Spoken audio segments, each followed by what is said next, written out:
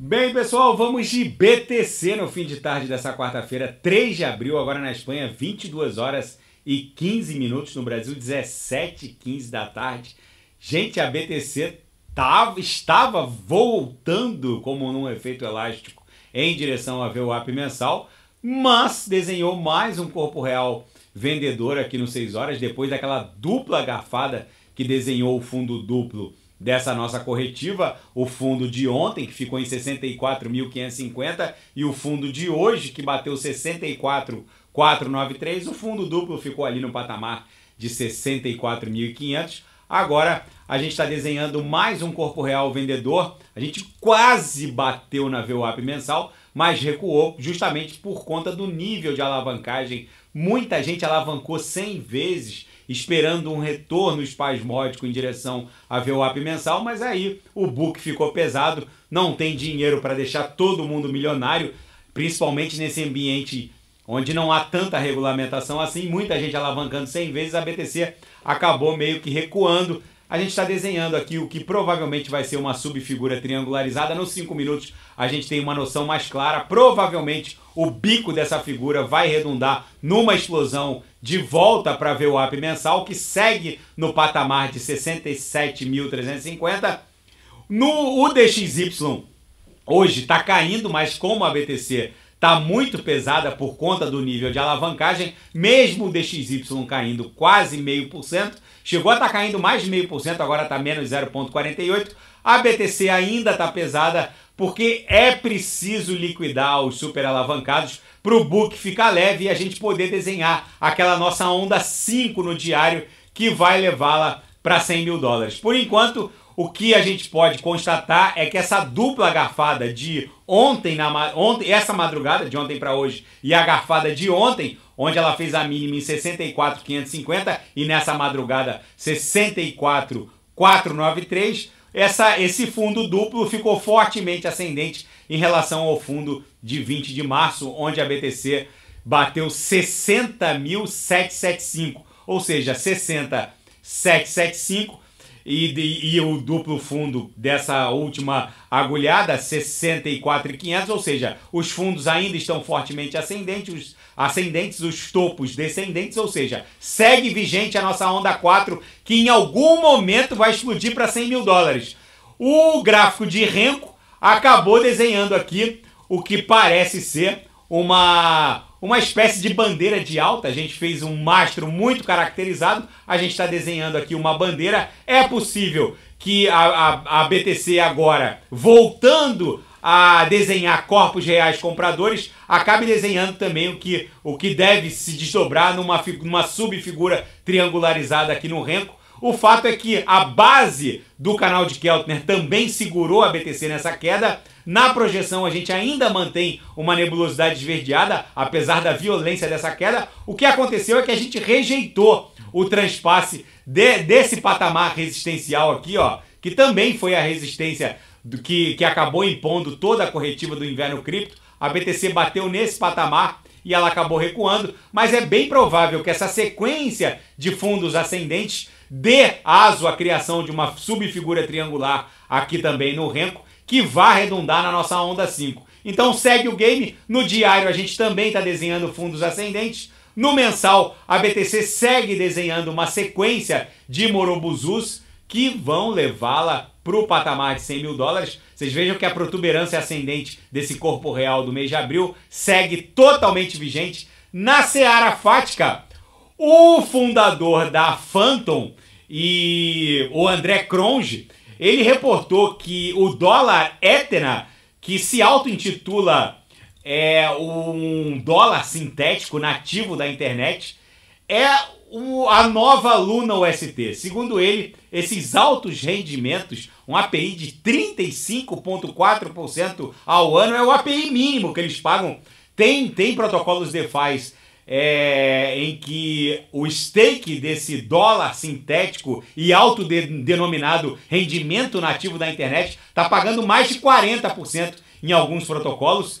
E os guris da Glassnode estão reportando que o próximo alvo da BTC vai ser 256 mil dólares. Segundo a Glassnode, a BTC estaria desenhando uma canaleta virtual de alta que agora vai levar o ativo para 256 mil dólares. E a Bitfinex está lançando uma nova modalidade de futuros vinculados à volatilidade de BTC e ETH. Ou seja, é o novo normal justamente porque tem gente agora explorando esse aspecto que é a alta volatilidade de BTC e ETH. A BTC tem esse padrão de subir desabando. Nesse ciclo a gente tem ostentado quedas que variam entre 15% a 20%. A ETH está um pouco mais volátil, mas agora futuros vinculados à volatilidade de Bitcoin e ETH é o novo normal. Na seara geopolítica e finanças internacionais, o ouro bateu uma nova máxima de todos os tempos após a fala de Jerome Powell. O Jerome Powell, por volta de 12h10, horário do leste nos Estados Unidos, reportou que o corte na taxa básica de juros que o Fed vai promover, os cortes, né, que ele vai promover ainda esse ano de 2024, não tem relação nenhuma com questões políticas. Ele está tentando deixar claro que o Fed não é um órgão sujeito às mudanças no humor da política e que o eventual corte na taxa básica de juros ainda esse ano não tem relação também com a corrida presidencial à Casa Branca. E a governadora regional do Fed de Cleveland, a Loretta Mester, confirmou que o Fed deve promover 3 cortes na taxa básica de juros ainda no ano de 2024.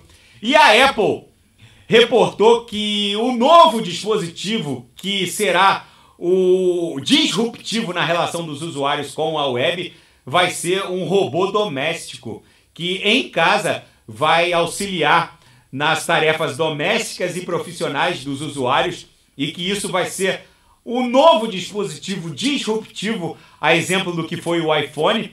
Fora de casa, esse dispositivo vai rodar em nuvem, interagindo com o usuário por meio de móveis ou por meio do próprio automóvel do usuário. Será um dispositivo que vai rodar numa cloud e vai atuar como uma espécie de alter ego do usuário, sendo um espelho da própria vida do usuário, auxiliando em tarefas domésticas, profissionais, dando ideias, sendo uma espécie de confessionário ambulante, um verdadeiro alter ego nas palavras dos engenheiros que estão promovendo esse novo dispositivo que promete suceder o iPhone.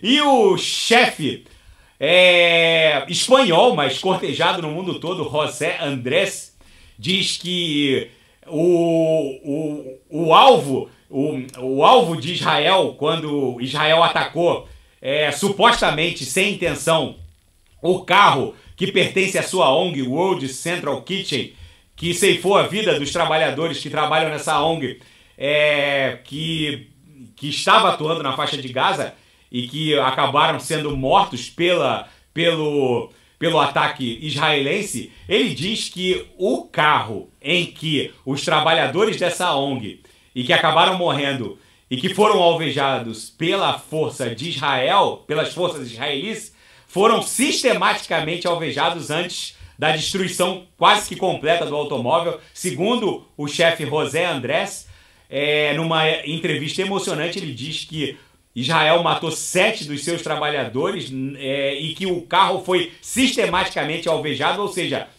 ele quer desconstruir a narrativa de Israel de que teria sido um equívoco. Ou seja, o carro foi sim alvejado pelas forças israelis. Israel já pediu desculpas, mas o fato é que pegou muitíssimo mal junto à comunidade internacional, já que essa ONG estava atuando na faixa de Gaza para tentar amenizar esse problema humanitário da fome na faixa de Gaza.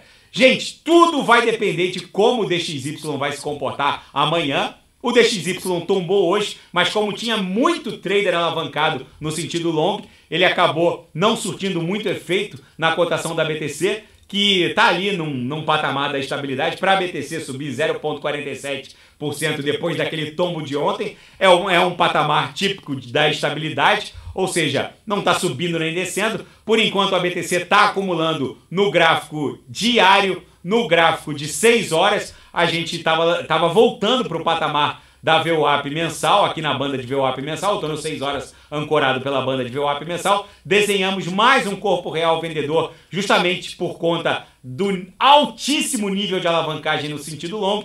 Enquanto esse pessoal todo não for liquidado, o book vai ficar pesado, mas a próxima resistência para a BTC é 67.300, vai formar um pullback para depois estressar a aresta superior dessa cunha aqui no 6 horas. No gráfico mensal, segue o game, a BTC está desenhando uma sequência de morobuzus que vão levá-la para 100 mil dólares. Tá bom, pessoal? Se nada fugir do script, eu volto amanhã para analisar a própria BTC. Fiquem com Deus e quem quiser sugerir, é só colocar nas mensagens abaixo. Até amanhã, grande abraço, fiquem com Deus.